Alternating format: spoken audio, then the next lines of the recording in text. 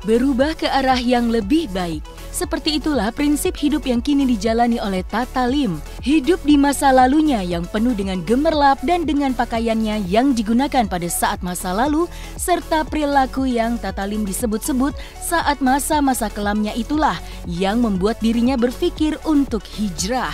Keputusannya untuk hijrah salah satu alasannya adalah datang dari keluarga. Selain itu juga Tata Lim sadar bahwa hidup di dunia ini penuh dengan misteri.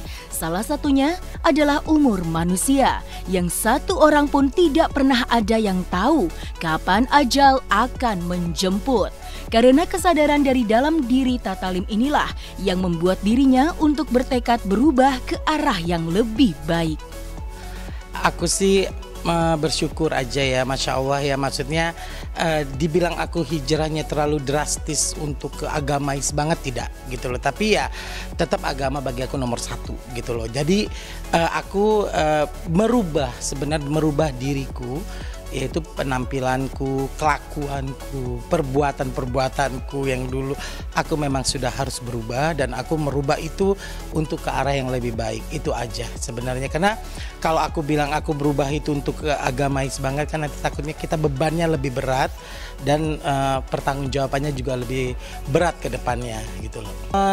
Yang aku membuat aku bisa harus merubah diriku adalah sebenarnya banyak faktor yang paling utama itu adalah keluarga. Karena satu adalah keluarga, kedua adalah usia gitu loh. Usia, ketika kita memasukin usia saat yang makin dewasa, kita juga harus bisa lebih merubah sikap kita untuk lebih baik gitu loh. Karena zaman sekarang ini ya saya sudah cukup puas kan dengan apa yang saya kerjakan di dalam entertainment ataupun di luar entertainment, dengan kehidupan saya yang dulunya yang memang itu saya harus lupakan, kubur semuanya untuk menjadi lebih baik lagi ke depannya. Karena kalau nggak berubah itu dari diri saya, merubah itu saya nggak tahu nanti ke depannya kita mau jadi apa, karena kita nggak tahu hidup kan. Sekarang kita bisa ketawa-tawa, besok kita udah nggak ada gitu loh. Nah itu kita mempertanggungjawabkannya yang lebih berat nanti di kemudian harinya gitu. Di sana tuh nanti kita lebih berat mempertanggungjawabkannya. Sebenarnya saya cukup dibilang berbeda kalau untuk dari segi entertainmentnya, sangat berbeda banget. Karena kalau dulu saya berani menerima apapun gitu loh. Mau rambut blond, pirang, terus saya juga berani foto-foto yang seperti geisha, seperti foto staring romance with Tata Lim yang seksi, yang di Batam pernah foto telanjang juga di Batam gitu. Saya berani dulu dengan kontroversi itu, tapi saat ini saya kan malu ngeliat itu juga. Aduh gimana, parah nih, jejak digitalnya nggak bisa hilang juga. Tapi saya nggak boleh menyesali karena itu adalah bagian dari kehidupan, part of entertainment saya dulu. Lebih baik itu sudah pernah saya jalani, sekarang saya harus bukan merubah image saya untuk lebih kesan jadi lebih tua atau lebih yang image bagus banget, enggak, tapi merubah yang apa adanya, yang kembali ke kodrat. Artinya ya saya nggak mau lagi menerima foto-foto yang kayak perempuan gitu, yang make up, yang apa gitu, saya udah nggak mau lagi gitu loh. Kalaupun dulu saya dapat tawaran film, dapat tawaran sinetron, itu saya dapat perannya pasti tetap dengan dandan gitu loh, tapi saya udah nggak mau lagi. Ada yang nawarin kemarin juga, Aldi Taher sempat nawarin saya juga film. Saya bilang kalau untuk dandan saya nggak mau, tapi kata Aldi enggak, ini filmnya bagus kok. Ya boleh deh, lihat dulu sinopsisnya gitu kan. Tapi saya nggak mau yang udah seperti kebanci-bancian, peran-peran gitu, saya udah nggak mau gitu loh. Ya maksudnya apa yang aku lakukan dulu itu ya kontroversi yang keluar, berita-berita tentang aku sama hubungan sejenis, pernah berpacaran dengan artis atau apa, ya itu sudah masa lalu yang aku lupakan. Bagi aku ya sudahlah gitu. Saya hanya bisa memaafkan diri saya. Saya minta maaf ke orang lain, saya memaafkan diri saya, dan saya harus berdamai dengan diri saya sendiri. Saya juga nggak mau pikirin gitu loh. Dan itu juga istilahnya zaman itu istilahnya masih ego lah yang muncul gitu loh. Kalau saya pernah ada hubungan dengan artis-artis menjadi pacar saya itu loh. Jadi tapi ya saya pikir saya juga malas untuk membahas mereka itu gimana ya, karena mereka tuh menganggap saya itu halu Karena mereka kan merasa ya mereka yang benar. Toh orang pasti masyarakat dulu melihat saya seperti itu, pasti orang mengatakan saya yang salah gitu loh. Tapi sebenarnya kalau dalam hubungan tuh nggak ada yang salah. Kita ya, saya hanya terjerat dan terjebak dengan situasi itu pada saat itu. Tapi kok saya saat ini saya pikir saya juga geli sendiri melihat hubungan itu gitu loh kan. Saya nggak bangga juga gitu kan. Namanya siapa ya? Aduh, Mbak.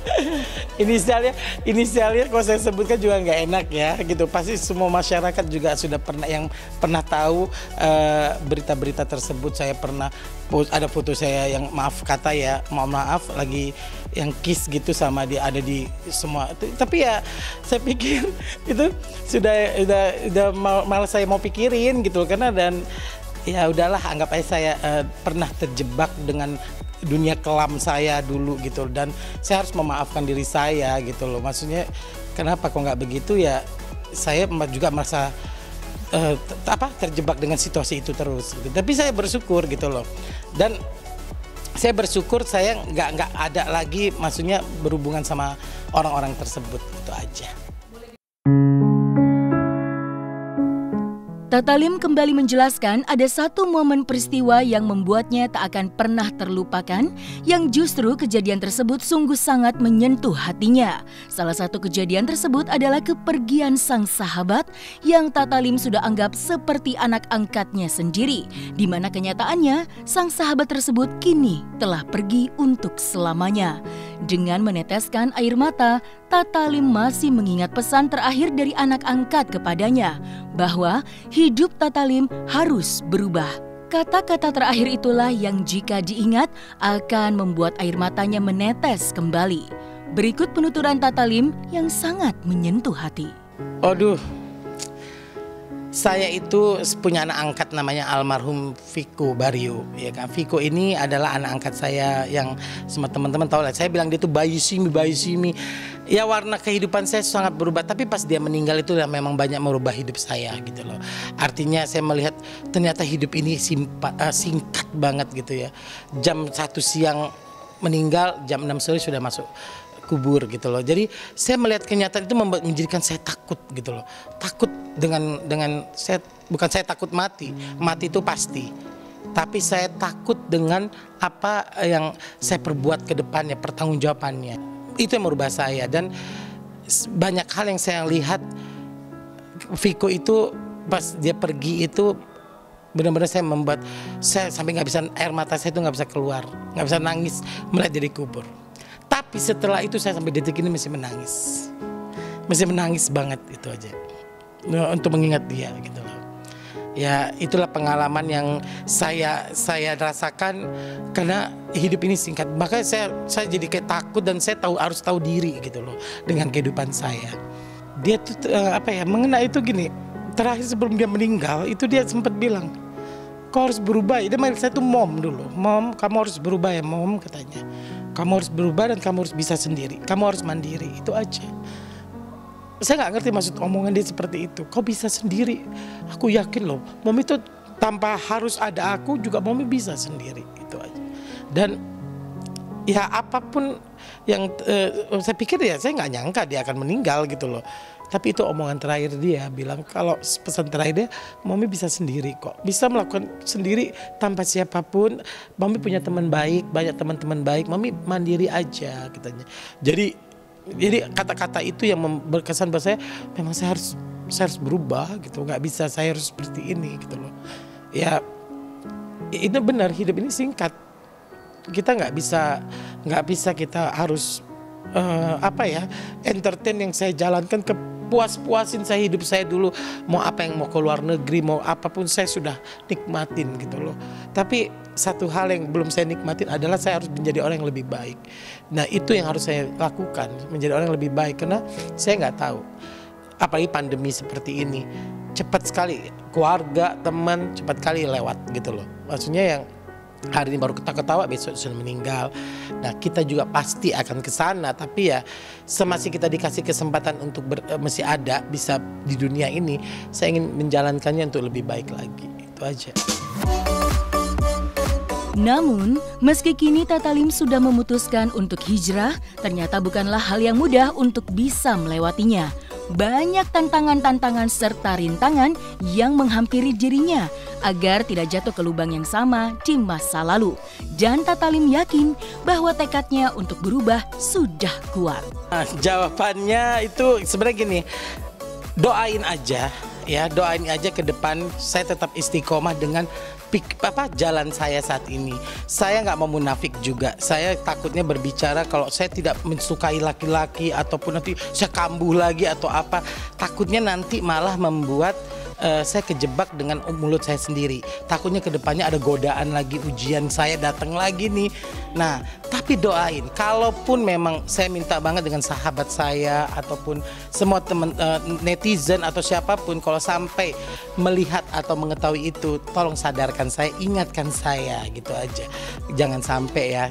Soalnya perjuangan saya itu sampai detik ini tuh tidak mudah gitu loh. Saya tidak mudah untuk menjadi seorang Tatalim yang saat ini gitu loh. Jadi ingatkan saya, itu aja saya minta kepada teman-teman ataupun netizen yang melihat perilaku saya yang nanti takutnya ya, kita kan namanya hati manusia itu kan suka berubah-berubah, namanya manusia itu suka labil gitu loh. Tapi sampai detik ini saya tetap dengan pendirian saya yang prinsip banget. Tapi kalaupun saya melenceng lagi, tolong kalian ingatkan saya akan dengan senang hati semoga saya bisa jangan sampai kejebak lagi dengan situasi itu. Yang tersulit buat saya itu saat ini adalah gestur badan saya, gestur cara saya berbicara, cara saya jalan, itu yang sulit saya rubah. Karena apa? Karena saat ini saya tuh udah jalan melenggang-lenggong. Saya pernah jadi muse untuk sebuah peragaan busana, satu desainer top lah ya Indonesia, pakai kebaya di panggung dengan heels 17 cm. Saya bisa melenggang ala jalan pakai sanggul yang tinggi. Nah, saya tuh merubahnya itu gestur saya ini susah gitu loh. Ya, dengan kebaya gitu, itu saya susah sekarang ini kalau merubah gestur. Misalnya harus kayak, misal kalau saya maco gitu ya, misal kayak ngomong, halo apa kabar, kan jadi kaku gitu loh. Dan saya 40 tahun istilahnya melenggang-lenggong dengan gaya lambayan saya, tiba-tiba saya harus merubah gestur. Itu yang tersulit buat saya gitu loh. Kenapa?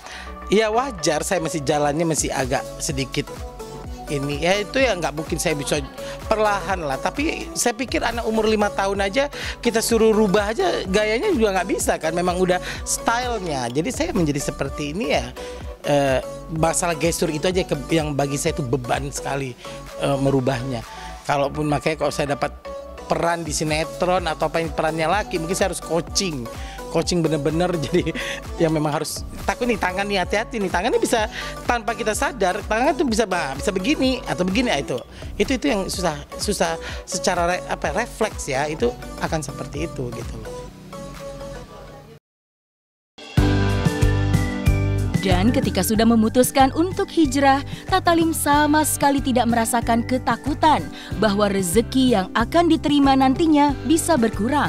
Hal tersebut diyakini oleh Tatalim karena dia yakin bahwa rezeki dari Tuhan tidak akan tertukar.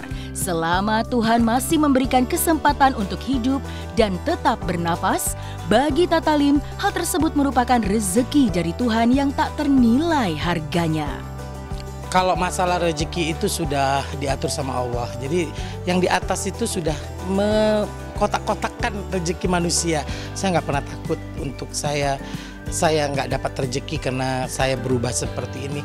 Ya, saya ikhlas aja dan saya yakin lah, nggak mungkin saya gila kayak dulu aja asal bisa dapat rezeki ya. Gimana kita harus berbuat lebih baik. Saya yakin insya Allah itu pasti akan mendapatkan keberkahan yang lebih lagi pastinya. Entah itu dari mana aja saya nggak tahu. Makanya saya nggak pernah takut dengan rezeki saya hilang atau apa, enggak. Kalaupun sekarang entertainment itu lagi lesu atau sepi dengan keadaan pandemi kan, semua juga bukan saya aja, semua juga mengalami kesusahan ya kan. Dan saya nikmatin aja itu dan belajar, tapi di situ saya mengintrospeksi diri saya gitu loh.